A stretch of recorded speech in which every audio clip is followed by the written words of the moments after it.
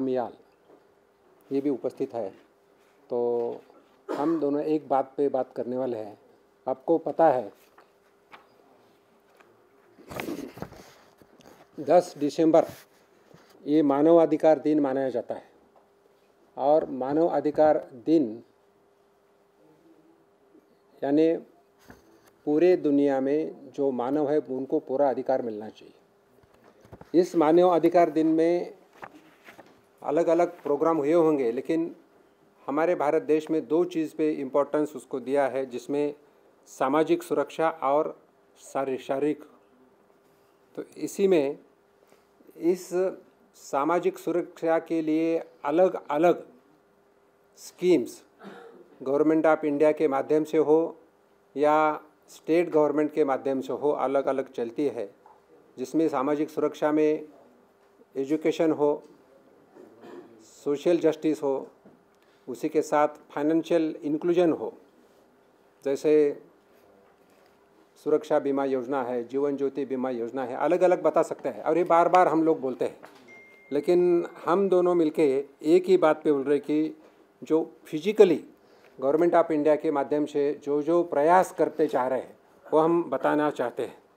इस मैं बताना चाहता हूँ मैं कि पर्टिकुलरली 2014 के पहले का अगर भारत देखा और 2014 के बाद अगर हम देखें तो अभी प्रधानमंत्री मोदी जी के नेतृत्व में जीरो टॉलरेंस पॉलिसी अडॉप्ट की है। जीरो टॉलरेंस पॉलिसी अडॉप्ट की है और आप सभी को पता है कि आतंकवाद की वजह से इस देश में बहुत सारे वीर पुत्र हो, जैसे सैनिक, अर्धसैनिक, पुलिस और आम नागरिक शहीद हो चुके हैं बिकॉज ऑफ द टेररिज्म। लेकिन प्रधानमंत्री मोदी जी ने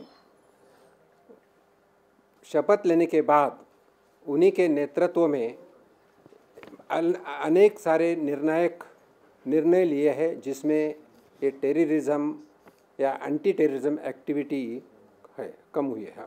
इसमें मैं बताना चाहता हूँ कि ये एंटी टेररिज्म या काउंटर टेररिज्म एक्टिविटी जो यह है उसी में पर्टिकुलरली कानून के माध्यम से हो या सरकार के माध्यम से अलग अलग ऑपरेशंस हो या अंतर्राष्ट्रीय नीति के माध्यम से हो या कुछ आतंकवादी के सोच पर भारतीय एकता की सोच के माध्यम से हो, ये 4 माध्यम के तरफ से भारत सरकार ने काम किया है। उसी में मैं बताना चाहूँगा कि सिक्योरिटी इंस्टीट्यूशंस को वर्ल्ड क्लास बनाने का काम किया है। जो हमारे पास हमारे देश में जो अलग अलग इंस्टीट्यूशंस जो सिक्योरिटी के बारे में डील करते हैं उसी को वर्ल्ड क्लास बनाने का काम किया है।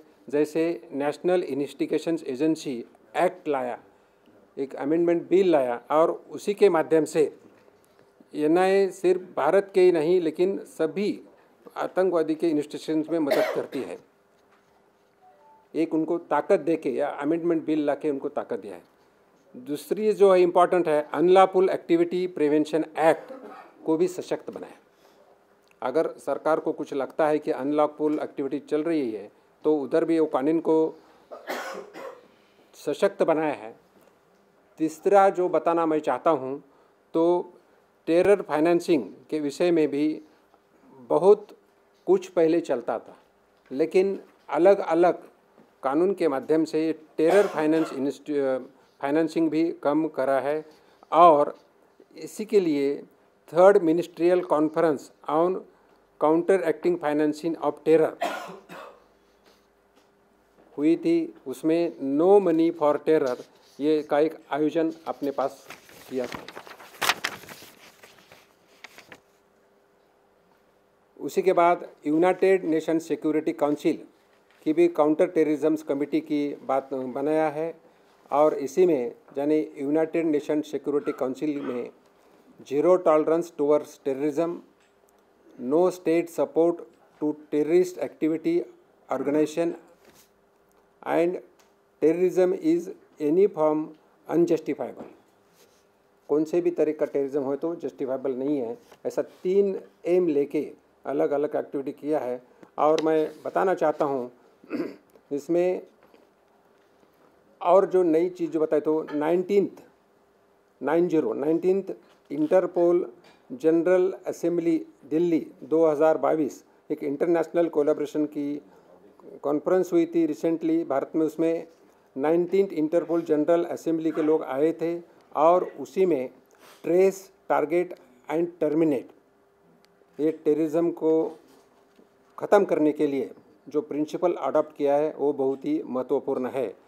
इसी में मैं बताना चाहता हूँ, और ये जो कॉन्फ्रेंस थी 19th interpole general assembly Delhi 2022, तो ये कॉन्फ्रेंस पहले 1997 में भारत में हुई थी। 25 साल के बाद भारत देश को ये चांस मिला है और उसी में एक अच्छा डिसीजन होके no tolerance for the terrorism, इसमें trace, target and terminate terrorist activity के लिए उसमें डिसीजन हो चुका है।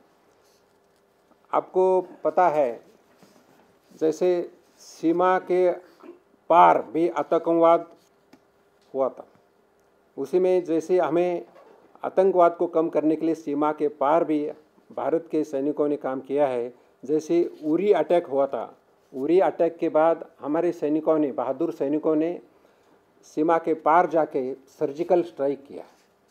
ये 2015 की बात है।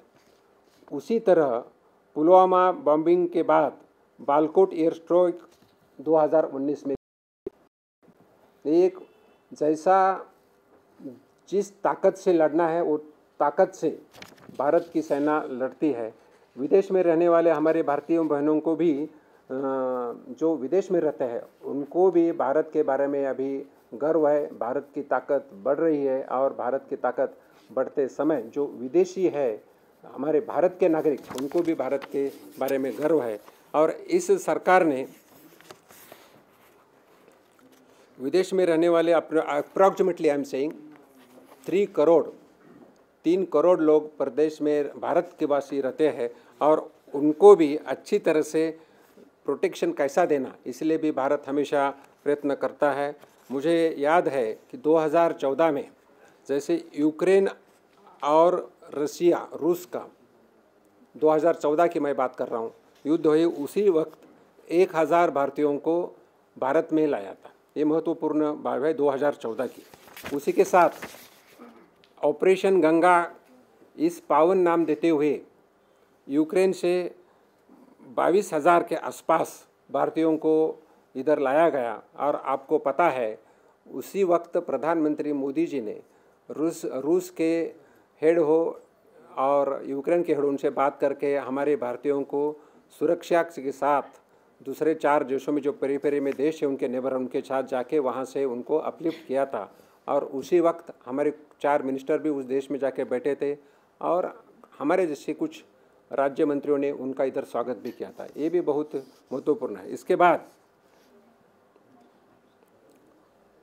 2015 में ऑपरेशन राहत जो यमन में हुआ था, इसमें भारत ने सिर्फ लगभग 5,000 भारतीयों को बचाया और 2,000 विदेश नागरिकों को सुरक्षा दी।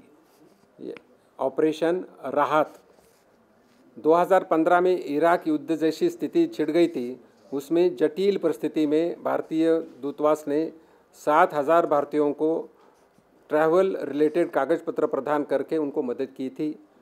उसी तरह ऑपरेशन मेघ यानी नेपाल के टाइम, ऑपरेशन संकट मोचन यानी सूडान टाइम, और 2015-16 में नेपाल यानी लीबिया और सूडान में भी आई मुश्किलों को भारतीय वायुसेना ने और अन्य विमान चालकों ने भारतीयों को, विदेशी नागरिकों को बचाया था।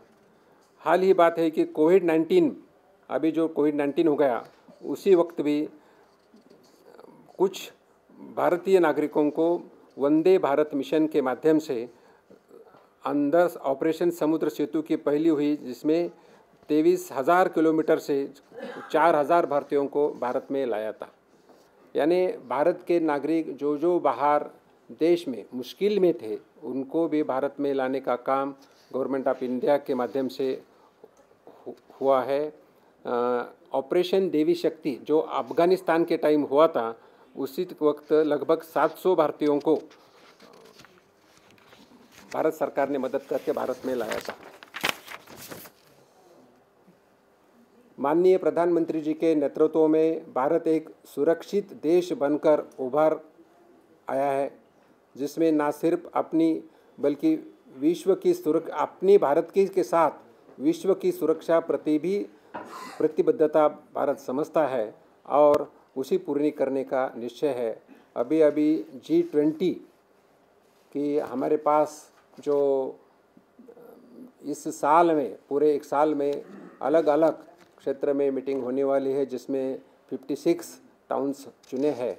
उसमें प्रधानमंत्री जी यानी भारत को अध्यक्ष का सम्मान मिला है, प्रधानमंत्री जी अध्यक्ष बने हैं, तो उनके नेतृत्व में G20 के माध्यम से ही भारत एक संदेश देना चाहता है, जिसमें one earth, one family and one future ये भारत का थीम समझ के हम काम कर रहे हैं।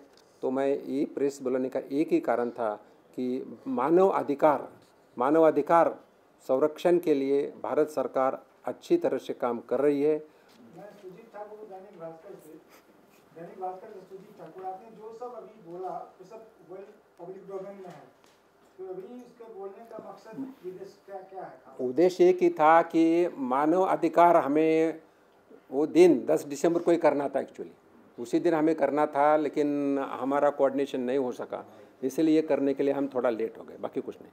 10 दिसंबर को ही करे थे, शनिचर दिन था, हमें जिम्मेवारी दी थी, लेकिन हम दोनों में कम्युनिकेशन नहीं हुआ। हमारे मेंबर ऑफ पार्लियामेंट सब चले गए थे, इसलिए मैं हम आज कर। क्या भारत सरकार के और मंत्री भी अलग अलग इसी तरह का आयोजन करेंगे? सब्जेक्ट में जो चल रहा है वो। सर, आपने टेरर फाइनेंसिंग का मुद्दा उठाया। फाइनेंस मिनिस्ट्री की हम बात करें, टेरर फाइनेंसिंग को रोकने के लिए आपकी तरफ से, आपके मंत्रालय की तरफ से क्या क्या अब तक कार्रवाई हुई है इस साल? फाइनेंस मिनिस्टर को मैं बताना चाहता हूँ, डिफेंस के लिए बजट का बड़ा प्रोविज़न किया है और डिफेंस में अभी तक सबसे ज़्यादा इंपोर्ट डिफेंस में होता था, लेकिन फाइनेंस मिनिस्टर ने एक डिसीजन लिया है कि ज़्यादा से ज़्यादा मेड इन इंडिया इस्तेमाल कैसा करें, और उसी के लिए 200 करोड़ से ऊपर अगर टेंडर है तो ग्लोबल टेंडर हो सकता है, लेकिन छोटा टेंडर है तो 200 डोमेस्टिक मैन्युफैक्चरिंग के लिए करता है। चाहे डिफेंस में चीज़ लगे न लगे उनको लेना पड़ता है। भारत सरकार के माध्यम से डिफेंस क्लस्टर भी बनाने का ये घोषित किया है। अभी शायद 2 क्लस्टर, एक तमिलनाडु में और उत्तर प्रदेश में घोषित किया है। ये डिफेंस मैन्युफैक्चरिंग, डिफेंस के लिए जो सिंपल चीज़ें अभी हम इंपोर्ट करते थे, लेकिन अभी बहुत सारी चीज़ें हम भारत में बना रहे हैं और डिफेंस में बजट भी अच्छा है।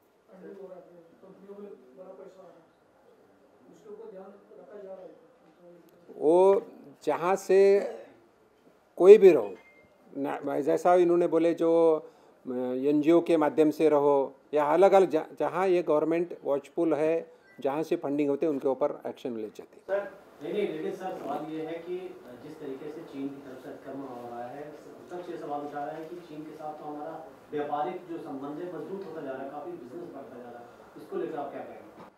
मैं आपको एग्जांपल देना चाहता हूँ।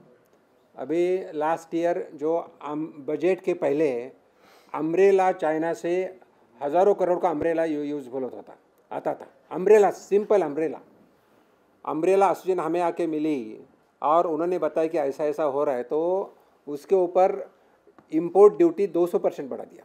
एग्जैक्टली 200% नहीं, लेकिन बढ़ा दिया, तो हमारे पास अम्ब्रेला का मैन्युफैक्चर हो गया। उतने जैसा अभी मोबाइल अगर देखें तो मोबाइल हम पूरा इंपोर्ट करते थे। आज भारत देश दुनिया का नंबर 2 का देश बन चुका है दुनिया में, जितना मोबाइल हमारे पास बन रहा है। तो धीरे धीरे हमारा भारत देश आत्मनिर्भर कैसा बने, प्रोडक्शन कैसा बसे। जैसे PLI स्कीम है, जो PLI स्कीम जो अलग अलग क्षेत्र में काम करने वाले भारतीय उद्योजक को हमारे पास जो हम इंपोर्ट करते थे, तो हमारे पास अगर करें तो उनमें PLI स्कीम के माध्यम से हम मदद करते हैं, जिससे हम आत्मनिर्भर बन सकते हैं। अभी चाइना की जो आप बात कर रहे हैं, चाइना की जो खिलौना था, अभी खिलौना हमारे पास ऐसी पोजीशन है कि हम एक्सपोर्ट कर रहे हैं अभी खिलौना, तो वो कम हो गया खिलौना। लेकिन अगर गवर्नमेंट का ही डेटा देखें तो 2020 के बाद अभी तक का अगर हम एक्सपोर्ट इंपोर्ट का डेटा देखें तो चाइना से हमारे import specially post Galwan incident have consistently increase और बढ़ता ही जा रहा है और लगातार बढ़ा है और अभी एट इट्स हाईएस्ट उस पर है। ऐसा नहीं, चाइना से मैं तो आपको एग्जांपल देके बोला हूँ कि जो इंपोर्ट, नॉट ओनली चाइना, जहाँ से इंपोर्ट आता है उसको आइडेंटिफाई करते हुए इस भारत देश में उनका प्रोडक्शन कैसा हो, उसके लिए गवर्नमेंट इंसेंटिव दे के, बजट में इंसेंटिव दे काम करता है। मैं आपको एक एग्जांपल देता हूँ। मैं मेडिकल डॉक्टर हूँ, मैं सर्जन हूँ। अब मेडिकल डॉक्टर्स में वेंटिलेटर्स लगते थे। कोविड के टाइम जब हमारे पास देखे तो वेंटिलेटर नहीं थे। माननीय प्रधानमंत्री जी ने अपील किया हमारे साइंटिस्ट को, कोई वेंटिलेटर बनाओ, तो 4 कंपनी ने वेंटिलेटर बनाए। आज मुझे पता है एक वेंटिलेटर लेने को 10 या 12 लाख रुपए लगते हैं, बना अपने इंपोर्ट करें तो हमारे लोगों ने इन वेंटिलेटर 2,60,000 में बनाए और पूरे डिस्ट्रिक्ट में वेंटिलेटर सेंट्रल गवर्नमेंट के माध्यम से दिए गए। और उतना ही नहीं तो आज हमारा भारत देश कुछ कंपनी वेंटिलेटर एक्सपोर्ट भी कर रहे हैं।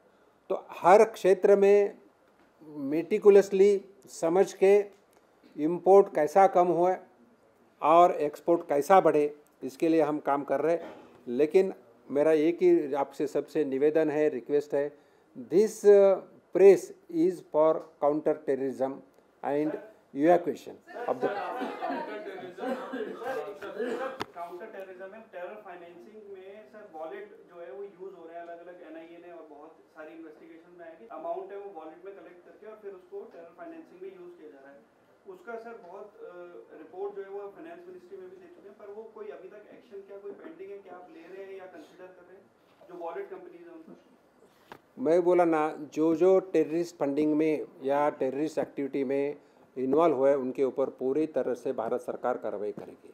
कोई जीरो टॉलरेंस यानी zero tolerance, no tolerance will be accepted, it will not be tolerated and the tolerance this terrorist activity will be totally terminated. That is the motto of the our government.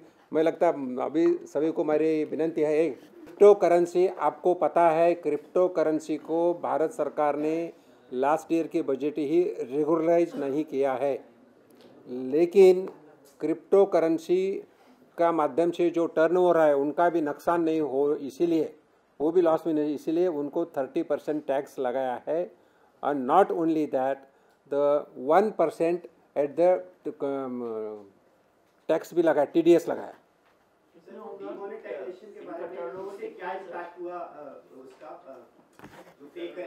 अभी अपना पत्रकार परिषद है counter terrorism, तो मैं तो दूसरा ही news आएगा, इसलिए मेरा रिक्वेस्ट है।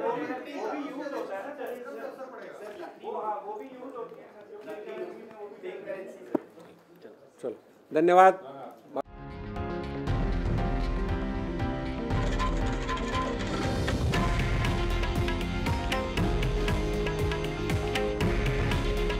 हे आहे देशातील नंबर 1 न्यूज नेटवर्क आणि आपण पाहत आहात TV9 मराठी।